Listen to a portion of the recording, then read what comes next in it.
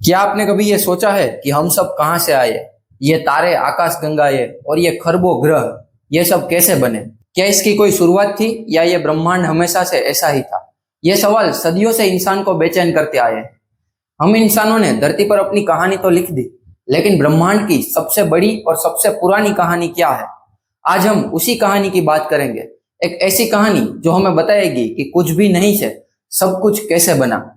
आज हम डिकोड करेंगे ब्रह्मांड के जन्म की सबसे बड़ी theory, the big bang theory. सदियों से इंसान आकाश की ओर देखता रहा है। कभी आकाश को देवताओं का घर समझा, तो कभी सोचा कि हमारी धरती ही इस विशाल ब्रह्मांड का केंद्र है। अरस्तु जैसे फिलोसोफर ने कहा कि ब्रह्मांड अनंत है, हमेशा से एक जैसा ही था। न्यूटन के नियमों से पता चला कि प्लेनेट और स्टार्स एक दूसरे को अपनी ग्रेविटी से खींचते हैं। लेकिन इसी बीच अल्बर्ट आइंस्टीन ने अपनी थ्योरी ऑफ रिलेटिविटी पेश की। आइंस्टीन की इस रिलेटिविटी थ्योरी ने ब्रह्मांड को देखने के हमारे नजरिए को पूरी तरह से बदल दिया। आइंस्टीन ने अपनी थ्योरी ऑफ रिलेटिविटी में बताया कि स्पेस और टाइम आपस में जुड़े हुए हैं और वो फ्लेक्सिबल है, एक स्थिर नहीं है। उनकी इन्वेंशन ने यह इशारा किया कि ब्रह्मांड या तो एक्सपांड कर रहा है या सिकुड़ रहा है, यह स्टेबल नहीं हो सकता। और इसी कड़ी में एक और बड़ा नाम जुड़ा, एडविन हबल का।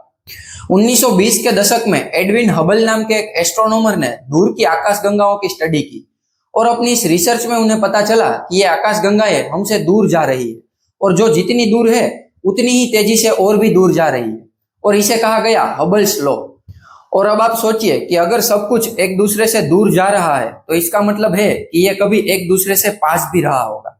तो सवाल यह है कि अगर सब कुछ दूर जा रहा है तो इसकी शुरुआत कहां से हुई? और बस इसी क्वेश्चन के साथ जन्म हुआ इस थ्योरी का, जिसे कहा जाता है बिग बैंग थ्योरी। देखिए, जब हम बिग बैंग सुनते हैं तो अक्सर हमारा दिमाग एक बड़ा ब्लास्ट इमेजिन करता है, लेकिन असल में बिग बैंग कोई धमाका नहीं था, बल्कि यह स्पेस का एक इनक्रेडिबल रूप से तेज और अचानक हुआ एक एक्सपांशन था। आप इसे इस तरह से इमेजिन कर सकते हैं कि आपके पास एक गुब्बारा है जिस पर छोटे छोटे डॉट्स बने हुए हैं, और जब आप उसे फुलाना शुरू करते हो तो उस गुब्बारे पर जो डॉट्स है वो एक दूसरे से दूर जाते हैं। इसी तरह बिग बैंग में हमारा पूरा ब्रह्मांड स्पेस और टाइम के साथ एक छोटे से पॉइंट से फैलना शुरू हुआ। तो अब यहाँ हमारे दिमाग में एक और सवाल आता है कि बिग बैंग का मतलब क्या है? तो बिग बैंग का मतलब है हमारे ब्रह्मांड की वो शुरुआत जहां से सब, यानी कि आज हम जो भी देखते हैं वो सब कुछ अस्तित्व में आया। वैज्ञानिकों के अनुसार ये इवेंट लगभग 13.8 बिलियन साल पहले हुई थी। उस वक्त सब कुछ एक ऐसे पॉइंट में था जिसे वैज्ञानिक सिंगुलैरिटी कहते हैं। सिंगुलैरिटी का मतलब है एक ऐसा पॉइंट जहां पर पूरा ब्रह्मांड, उसकी सारी एनर्जी, सारे सब्सटेंस, यह सब कुछ एक जगह पर था। यह इतना छोटा और डेंस था कि इसे हम इमेजिन भी नहीं कर सकते। आप इसे ऐसे समझिए जैसे एक पानी की बूंद में पूरा समंदर समाया हो। अब सुनने में यह अजीब लगता है, लेकिन साइंस के अनुसार यही वो स्टार्टिंग पॉइंट था, और इसी छोटे और डेंस पॉइंट के साथ ब्रह्मांड का एक्सपांशन शुरू हुआ। अब यहाँ एक और सवाल है कि अगर सब कुछ सिंगुलैरिटी से शुरू हुआ तो बिग बैंग से पहले क्या था? यह एक ऐसा सवाल है जिसका एक्यूरेट आंसर आज तक किसी के भी पास नहीं है। साइंटिस्ट कहते हैं कि बिग बैंग से पहले स्पेस और टाइम का कोई अस्तित्व ही नहीं था, और अगर स्पेस ही नहीं था तो कुछ होने के लिए जगह भी कहां से आएगी, और अगर टाइम ही नहीं है तो पहले या बाद जैसी कोई बात ही नहीं होगी। यह हमारी कॉमन सेंस से बिल्कुल अलग है, क्योंकि हम हमेशा स्पेस और टाइम के दायरे में सोचते हैं, और इसीलिए हम इस चीज को इमेजिन नहीं कर सकते। अब कुछ वैज्ञानिक क्वांटम फ्लक्चुएशन की बात भी करते हैं। ये एनर्जी की बहुत छोटी छोटी एक्टिविटी होती है जो कुछ ही समय के लिए होती है, और ये पूरी तरह खाली जगह में भी हो सकती है। कुछ थियोरीज तो मल्टीवर्स हाइपोथेसिस का भी सुझाव देती है, जिसमें कहा जाता है कि हमारा ब्रह्मांड कई सारे ब्रह्मांडों में से एक हो सकता है। हालांकि ये भी अनुमान और थियोरीज ही है, जिनके कोई पुख्ता वैज्ञानिक प्रमाण नहीं मिले। वहीं दूसरी ओर रिलीजन और फिलोसॉफी के एंगल से कई व्याख्याएं मौजूद हैं। जैसे कुछ लोग इसे ईश्वरीय रचना मानते हैं, तो कुछ लोग साइक्लिक यूनिवर्स की बात करते हैं, जहां ब्रह्मांड बार बार बनता और बिगड़ता है। हालांकि साइंस इन धार्मिक या दार्शनिक व्याख्याओं को न तो सही कहता है न गलत, क्योंकि यह साइंटिफिक मेथड से साबित नहीं की जा सकती। साइंस केवल उन चीजों पर फोकस करता है जिन्हें ऑब्जर्व किया जा सकता है या जिनके पुख्ता प्रमाण मिलते हैं। तो चलिए अब बात करते हैं कि सिंगुलैरिटी के बाद क्या क्या हुआ, उसे एक एक करके समझते हैं। तो इनमें सबसे पहले है प्लैंक इपोक। यह वो पल था जब टाइम शुरू हुआ और ब्रह्मांड ने अपनी जर्नी शुरू की। बिग बैंग के ठीक बाद का पहला मोमेंट, जिसे प्लैंक इपोक कहते हैं, जो सिर्फ 10⁻⁻43 सेकंड तक चला। ये 1 सेकंड में 1 के आगे 43 जीरो वाले हिस्से के बराबर होता है। इस समय ब्रह्मांड इतना गर्म और डेंस था कि फिजिक्स के कोई भी नियम इस पर लागू नहीं होते थे। ग्रेविटी फोर्स भी आज जैसा नहीं था। यह एक ऐसा मिस्टीरियस टाइम था जिसे वैज्ञानिक आज भी पूरी तरह से समझने की कोशिश कर रहे हैं। प्लैंक इपोक के बाद हुआ इन्फ्लेशन। प्लैंक इपोक के तुरंत बाद लगभग 10⁻⁻36 सेकंड से 10⁻⁻32 सेकंड के बीच एक और इनक्रेडिबल इवेंट हुआ जिसे इन्फ्लेशन कहते हैं। इस दौरान ब्रह्मांड ने लाइट की स्पीड से भी तेजी से विस्तार किया। इन्फ्लेशन ने ब्रह्मांड को इतना समतल और एक समान बना दिया जैसा कि आज हम देखते हैं। इस समय ब्रह्मांड का आकार माइक्रो एटम से बढ़कर एक संतरे जितना बड़ा हुआ था। इमेजिन कीजिए 1 सेकंड के 1000वें हिस्से में आपका शरीर एक छोटे से मटर के दाने से बढ़कर हिमालय जितना बड़ा हो जाए।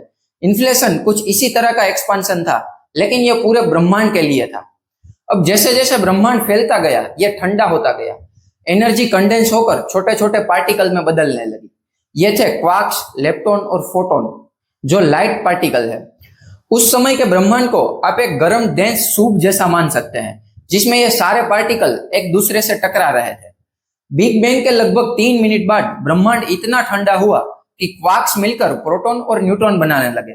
फिर ये प्रोटॉन और न्यूट्रॉन आपस में जुड़कर हल्के तत्वों के न्यूक्लियस बनाने लगे, जैसे हाइड्रोजन और हीलियम। इसके बाद अगले लगभग 3 लाख साल तक ब्रह्मांड अभी भी इतना गर्म था कि इलेक्ट्रॉन न्यूक्लियस से जुड़ नहीं पाते थे। फोटोन लगातार इन फ्री इलेक्ट्रॉन से टकराता रहता था, जिससे ब्रह्मांड इनविजिबल बना हुआ था।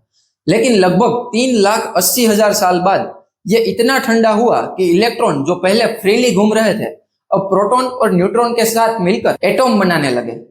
अब इस चीज को आप इस तरह से समझ सकते हैं कि आप एक बहुत घने कोहरे में फंसे हैं और आप कुछ भी नहीं देख सकते, और इसी वजह से आप यहाँ वहां टकराते रहते हैं। लेकिन जैसे ही कोहरा हटता है, आप आसपास की सभी चीजों को साफ साफ देख पाते हैं। ठीक इसी तरह जब तक इलेक्ट्रॉन फ्रीली घूम रहे थे, तो फोटोन उनसे टकराते रहते थे और ब्रह्मांड इनविजिबल बना हुआ था। लेकिन जब इलेक्ट्रॉन परमाणु से जुड़े, तो फोटोन अब बिना टकराए सीधे सीधे पास हो सकते थे, और इसी वजह से ब्रह्मांड ट्रांसपेरेंट हुआ। और इसके बाद पहली बार लाइट इमिट हुई। यह वही लाइट है जिसे आज हम कॉस्मिक माइक्रोवेव बैकग्राउंड रेडिएशन यानी CMBR कहते हैं। ब्रह्मांड के विजिबल होने के बाद अब वो बड़ा और ठंडा होता जा रहा था, लेकिन अब इसकी जो स्पीड थी वो कम होती गई। ग्रेविटी ने भी अपना काम शुरू कर दिया था। ग्रेविटी की वजह से ब्रह्मांड में मौजूद हाइड्रोजन और हीलियम गैस के विशाल बादल आपस में सिकुड़ने लगे। जैसे जैसे ये सिकुड़ते गए, उनके सेंटर में प्रेशर और टेम्परेचर बढ़ता गया। इनके कोर में इतना प्रेशर और टेम्परेचर पैदा हुआ कि न्यूक्लियर फ्यूजन की प्रोसेस शुरू हो गई। यही वो प्रक्रिया है जो स्टार्स को एनर्जी देती है और उन्हें रोशनी देती है। इस तरह पहली बार तारे अस्तित्व में आए। ये शुरुआती तारे आज के तारों से बहुत बड़े और चमकीले होते थे। अब जैसे जैसे नए तारे बनते गए, गुरुत्वाकर्षण ने उन्हें और गैस के बादलों को एक साथ खींचना शुरू कर दिया, और इसी वजह से धीरे धीरे ये तारों के बड़े बड़े ग्रुप्स बनते गए, जिन्हें हम आकाश गंगाएं यानी कि गैलेक्सी कहते हैं। हमारी अपनी आकाश गंगा मिल्की वे भी इसी तरह से बनी है। लेकिन शुरुआत में ब्रह्मांड में सिर्फ हाइड्रोजन और हीलियम ही थे, तो फिर बाकी के तत्व कहाँ से आए, जैसे कार्बन, ऑक्सीजन, लोहा, सोना वगैरह? तो ये सब न्यूक्लियस फ्यूजन की प्रक्रिया के दौरान बड़े बड़े तारों के अंदर बनते हैं। और जब एक तारा अपने जीवन के अंत तक पहुंचता है, तो वो एक बड़े धमाके के साथ फट जाता है, जिसे सुपरनोवा कहते हैं। इसे आप इस तरह से समझ सकते हैं कि एक बड़ी फैक्ट्री जो केवल हाइड्रोजन और हीलियम से शुरू हुई थी, लेकिन जैसे जैसे फैक्ट्री काम करती है, उसमें नए नए प्रोडक्ट बनते जाते हैं। और जब कभी फैक्ट्री में ब्लास्ट होता है, तो वो सारे प्रोडक्ट आसपास के एनवायरनमेंट में फैल जाते हैं। और बस इसी तरह से ये सुपरनोवा ब्रह्मांड में भारी तत्वों को बिखेर देते हैं, जो बाद में नए तारों, ग्रहों और जीवन के निर्माण के लिए रॉ मटेरियल बनते हैं। यानी हमारे शरीर का हर एक कण, हर एक परमाणु कभी न कभी किसी तारे के अंदर बना था। यह किसी सुपरनोवा धमाके से पैदा हुआ था। और इस तरह हम सब स्टार डस्ट हैं। और ये जो प्रोसेस होती है, इस प्रोसेस को कॉस्मिक रिसाइकलिंग कहते हैं। अब ये सुनने में तो बहुत अच्छा लगता है, लेकिन वैज्ञानिक इतने यकीन से कैसे कह सकते हैं?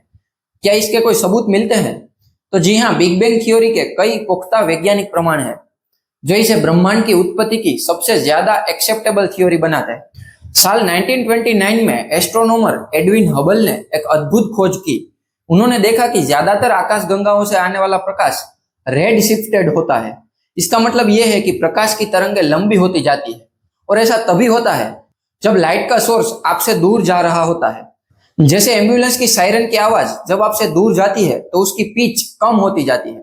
लाइट के साथ भी ऐसा ही होता है, जब कोई चीज आपसे दूर जाती है तो उसका प्रकाश लाल रंग की तरफ शिफ्ट होता है। हबल ने पाया कि जितनी दूर कोई आकाशगंगा होती है उतनी ही तेजी से वो हमसे दूर जा रही है। इसका सीधा मतलब है कि हमारा ब्रह्मांड एक्सपांड कर रहा है, और अगर ब्रह्मांड आज फैल रहा है तो पास्ट में ये और भी छोटा रहा होगा, और सबसे लास्ट में ये एक पॉइंट पर रहा होगा। ये बिग बैंग का सबसे पहला और ठोस सबूत है। अब जैसा कि मैंने पहले बताया, कॉस्मिक माइक्रोवेव बैकग्राउंड रेडिएशन ये बिग बैंग के लगभग 3,80,000 साल बाद उत्सर्जित हुई प्रकाश की तरंगे है। जब ब्रह्मांड पहली बार विजिबल हुआ था तो ये पूरे ब्रह्मांड में लगभग एक समान रूप से फैली हुई थी। साल 1964 में दो वैज्ञानिक आर्नो पेंजियस और रॉबर्ट विल्सन ने गलती से एक अजीबोगरीब रेडियो सिग्नल पकड़ा जो हर दिशा से आ रहा था, और इसे किसी भी तरह से हटाया नहीं जा सकता था। बाद में पता चला कि यह वही लाइट है जिसके बारे में हमने बात की, और यह चीज बिग बैंग का एक और स्ट्रॉन्ग एविडेंस है। बिग बैंग थ्योरी भविष्यवाणी करती है कि शुरुआती ब्रह्मांड में लगभग 75% हाइड्रोजन और 25% हीलियम होना चाहिए था, और साथ साथ कुछ लाइट वेट एलिमेंट्स। जब वैज्ञानिकों ने ब्रह्मांड में मौजूद तत्वों की क्वांटिटी की स्टडी की तो उन्होंने पाया कि ये रेशियो लगभग बिग बैंग थ्योरी से बिल्कुल मैच होता है। यह बिग बैंग थ्योरी का एक और एविडेंस है। हालांकि विज्ञान में एक थ्योरी कभी भी लास्ट नहीं होती। वैज्ञानिक लगातार नई नई जानकारियों की खोज करते रहते हैं और मौजूदा थ्योरी को रिफाइन करते रहते हैं। एक समय बिग बैंग थ्योरी की जगह स्टेडी स्टेट थ्योरी को देखा जा रहा था। स्टेडी स्टेट थ्योरी कहती है कि ब्रह्मांड हमेशा से एक जैसा ही था और हमेशा ऐसा ही रहेगा, बस जैसे जैसे ये एक्सपांड करता है उसमें लगातार नए सब्सटेंस ऐड होते जाते हैं। लेकिन रेडशिफ्ट और सीएमबीआर की खोज ने स्टेडी स्टेट थ्योरी को नकार दिया और बिग बैंग थ्योरी को एस्टैब्लिश किया। बिग बैंग की कमियों को समझाने के लिए एलन गुथ ने इन्फ्लेशन थ्योरी दी, जो बताती है कि शुरू में ब्रह्मांड ने बेहद तेजी से विस्तार किया। वहीं स्ट्रिंग थ्योरी और क्वांटम ग्रेविटी जैसी मॉडर्न थ्योरीज इन कोशिशों में है कि ब्रह्मांड की शुरुआत और गुरुत्वाकर्षण को क्वांटम फिजिक्स के साथ जोड़ा जाए। वैज्ञानिक लगातार इन पर काम कर रहे हैं। इन सब चीजों के अलावा बिग बैंग थ्योरी को लेकर कई गलतफहमियां हैं। जैसे सबसे बड़ी गलतफहमी यह है कि बिग बैंग एक बहुत बड़ा धमाका था, लेकिन जैसा कि मैंने पहले बताया, यह कोई धमाका नहीं था जो स्पेस में हुआ हो, यह खुद स्पेस का एक्सपांशन था। दूसरा यह कि जो भी कुछ बिग बैंग थ्योरी के दौरान हुआ यह सब खाली स्पेस में हुआ, वो भी एक गलतफहमी है। बिग बैंग किसी खाली स्पेस में नहीं हुआ था, बल्कि स्पेस खुद ही बिग बैंग के साथ बना और स्पेस का एक्सपांशन शुरू हुआ। बिग बैंग से पहले कोई स्पेस नहीं था जिसमें यह हो सके। अब कुछ लोग बिग बैंग थ्योरी को धार्मिक मान्यता के खिलाफ मानते हैं। बिग बैंग थ्योरी बताती है कि ब्रह्मांड कैसे विकसित हुआ, यह उस क्यों का जवाब नहीं देती कि ब्रह्मांड क्यों बना। यह एक साइंटिफिक मॉडल है जो ओवरव्यू और प्रूफ पर आधारित है। यह किसी धार्मिक या आध्यात्मिक व्याख्या का खंडन नहीं करता, बल्कि एक अलग तरह के क्वेश्चन का आंसर देता है। तो अब तक हमने ब्रह्मांड की शुरुआत और उसके विकास की बात की, लेकिन ब्रह्मांड का अंत कैसे होगा? वैज्ञानिकों के पास इसके लिए भी कुछ थियोरीज हैं जो ब्रह्मांड में मौजूद डार्क मैटर और डार्क एनर्जी की क्वांटिटी पर डिपेंड करती है। अब डार्क मैटर और डार्क एनर्जी पर अलग से एक वीडियो बन सकती है, लेकिन फिलहाल के लिए आप इसे ऐसे समझिए कि डार्क मैटर और डार्क एनर्जी एक ऐसा इनविजिबल गम है जो ब्रह्मांड के सारे एलिमेंट को आपस में जोड़े रखता है। यूनिवर्स के अंत के लिए most likely scenario big freeze या हीट डेथ है। इसके अनुसार ब्रह्मांड हमेशा एक्सपांड करता रहेगा, लेकिन जैसे जैसे यह फैलता जाएगा यह और भी ज्यादा ठंडा होता जाएगा। स्टार्स की सारी एनर्जी खत्म होती जाएगी, ब्लैक होल इवेपोरेट होते जाएंगे और अंत में ब्रह्मांड इतना ठंडा और खाली हो जाएगा कि उसमें कुछ भी नहीं हो पाएगा, और इस तरह से ब्रह्मांड का अंत होगा। एक और संभावना है बिग क्रंच।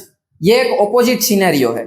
अगर ब्रह्मांड में इनफ मैटर या गुरुत्वाकर्षण हुआ तो एक दिन इसका एक्सपांड रुक जाएगा और यह फिर से सिकुड़ना शुरू कर देगा, और अंत में फिर से यह एक सिंगुलरिटी में सिमट जाएगा, ठीक वैसे ही जैसे इसकी शुरुआत हुई थी। एक और सिनेरियो है बिग रिप, जिसमें डार्क एनर्जी इतनी स्ट्रॉन्ग हो जाएगी कि वो ग्रेविटी के स्ट्रेच को भी पार कर जाएगी। इसमें पहले आकाशगंगाएं अलग होगी, फिर तारे, फिर ग्रह, और अंत में एटम भी एक दूसरे से अलग होते जाएंगे और ब्रह्मांड पूरी तरह से टूट जाएगा। हाल फिलहाल की ऑब्जर्वेशन बताती है कि ब्रह्मांड के एक्सपांशन की स्पीड तेज हो रही है, जिससे बिग फ्रीज का सिनेरियो ज्यादा पोटेंशियल लगता है। इसका मेन रीजन है डार्क एनर्जी। ये एक मिस्टीरियस एनर्जी है जो ब्रह्मांड को तेजी से फैला रही है और ब्रह्मांड का लगभग 27% हिस्सा डार्क मैटर से बना है जो इनविजिबल है लेकिन ग्रेविटी के जरिए चीजों पर असर डालता है। ये दोनों यूनिवर्स के फ्यूचर को डिटरमाइन करने में एक इंपॉर्टेंट रोल निभाते हैं।